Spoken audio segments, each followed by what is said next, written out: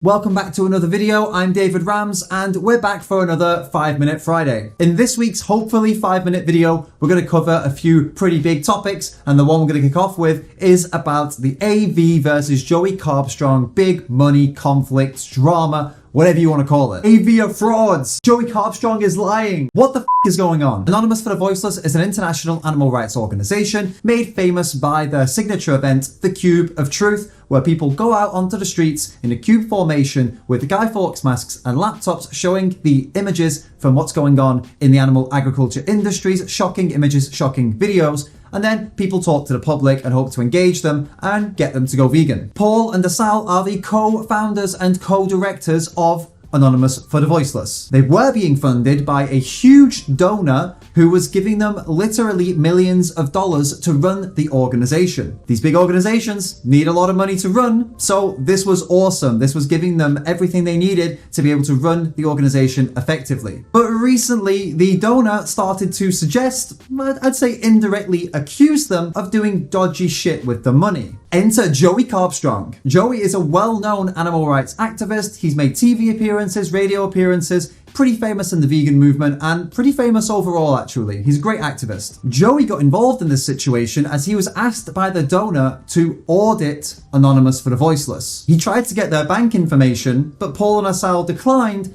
and they said, actually, we'd rather do this professionally with a professional auditing service. Joey took that message back to the huge donor. The huge donor declined and decided to defund Anonymous for the Voiceless. Joey released a short statement on this, and he has recently released a more detailed video giving his side of the story, where, to me, he seems to be regretting his decisions to get involved in this, and he also offered up a solution. The donor has said that he will start funding AV again if they agree to a full professional financial audit. So that's where we're at. We're up to date now. This is everything that's happened so far. You clicked on this thumbnail. You swiped up from Instagram. You watched this video because you love the drama, right? Don't lie, it's okay. I love the drama too. Just be honest with yourself. That's why you clicked, right? And I guess some of you want my analysis on the situation. You want my personal opinion on this. Maybe some of you want me to take a side and talk shit about the other side. Sorry to disappoint you, but it's not gonna happen. You see, since this whole thing kicked off, I feel like I've been watching a schoolyard fight. And I don't mean between Paul, Asal and Joey. I mean a schoolyard fight between the vegans in the comment sections and all across social media. People haven't just taken sides, they've taken sides and screamed a load of shit at the opposite side. This isn't a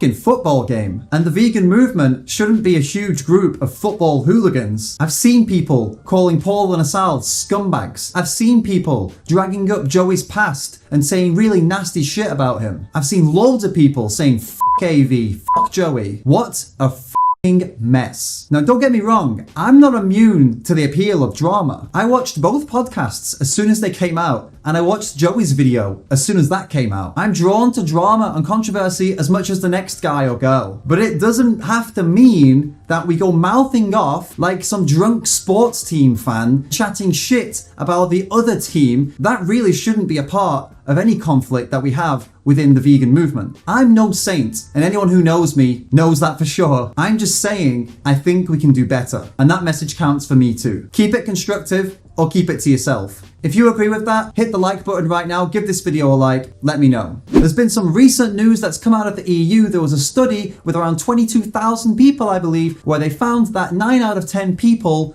don't want animals to be killed without being stunned. This comes as a ban on halal and kosher slaughter is being discussed in some EU countries. The chief executive of Eurogroup for Animals said, EU citizens want animals to be properly stunned before being slaughtered and clearly want member states to be able to introduce stricter legislative measures to protect animal welfare. EU citizens have a problem with animals not being stunned before being slaughtered? Well, stunned is a pretty soft word really, isn't it? It's very inoffensive. Stunning the animal, this is a good thing, isn't it? Surely stunning the animal is great. The RSPCA, that's the Royal Society for the Prevention of Cruelty to Animals, that's right, the Royal Society for the Prevention of Cruelty to Animals gives us 3 humane methods to stun animals. Let's take a look. We have the penetrative captive bolt. Used on cattle, sheep and some pigs, a gun fires a metal bolt into the brain of the animal. This guide, teaching you how to shoot someone in the head to knock them unconscious, is from the Humane Slaughter Association. Yes, you heard that right.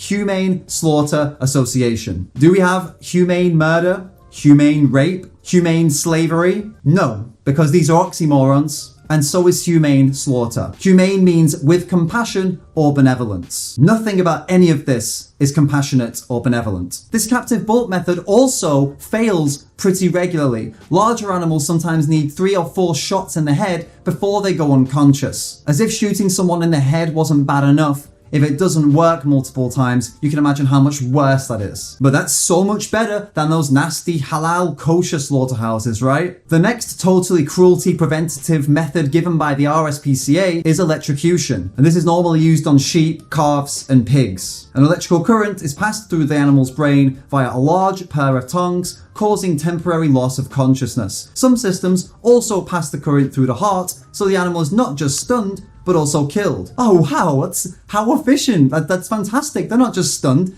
they're killed. Perfect. Thanks RSPCA. And again, we have some more guides from the Humane Slaughter Association, because being electrocuted to death for committing some of the most heinous, disgusting crimes on earth is illegal in most countries. But apparently, electrocuting innocent animals to death is humane. Get the final suggestion by the RSPCA to prevent cruelty to animals is gas. They use gas to stun and or kill pigs. It involves the use of gas mixtures where pigs are exposed to high concentrations of gas. Currently they're using carbon dioxide. It's sometimes used in what they call a depopulation, which is another one of these really inoffensive words to describe something that is absolutely despicable. What depopulation means in farming is a mass genocide of an entire farm of animals. They plug all of the gaps with foam so that none of the animals or any of the gas can escape, and then they pump it full of gas, killing hundreds or sometimes even thousands of animals in one big sweep.